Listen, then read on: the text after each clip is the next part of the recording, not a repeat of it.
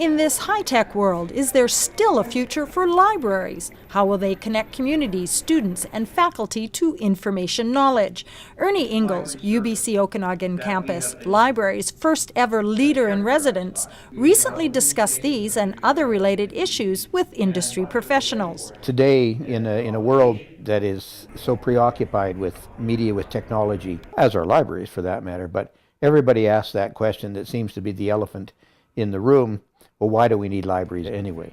Can we not get everything we want through Google and through the internet? And I mean, if that question is asked once a day, it's asked 1,000 times. We have something to bring to the organization of knowledge that Google can't.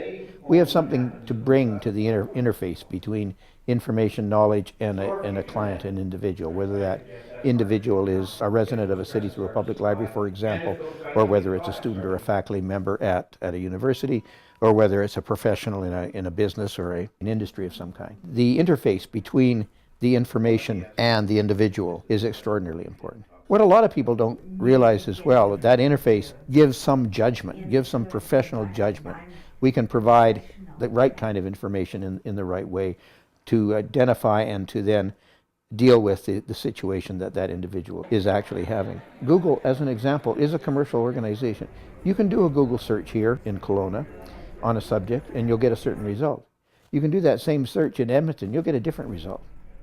Libraries are the heart and the soul of a university. They're where we deposit the world's knowledge, and it's where we access the world's knowledge. They're also places where people work and places where people engage in collaborative projects and share ideas and socialize. Libraries have always been indispensable to understanding the culture we live in and the natural world around us, and they continue to be that way. Ingalls suggests that libraries have an opportunity in the future to incorporate knowledge-based information on unique regional industries and provide specialized resources that the rest of the world could benefit from. You have museums in the area chronicling some of that. You have archives a little bit collecting it. You have libraries that have some element of it.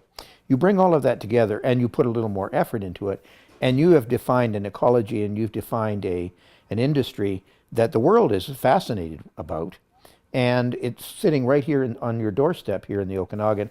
Once you digitize a lot of those resources, curate them into a story, then it just increases our global information base so much more. And these are stories that even small areas, small regions should be telling, because the world really wants to hear some of those stories. Although electronic devices will continue to have an impact on how libraries function and provide user-relevant services, libraries will still have a place in our society that devices can't offer.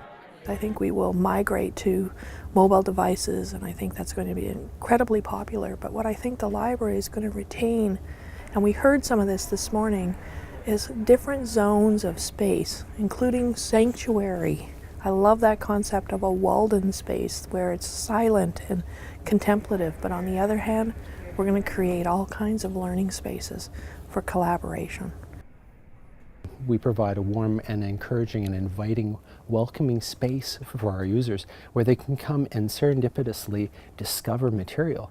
Now, we're in a position where we have to provide the sort of help resources where people can find the same sort of materials but in an electronic environment. What about the future of books? Over time, there'll be a stasis will emerge. There'll be a balance between electronic text and print text, and we'll just have to kind of see where that ends up. I still relish sitting on my Okanagan beach with my novel and reading it that way.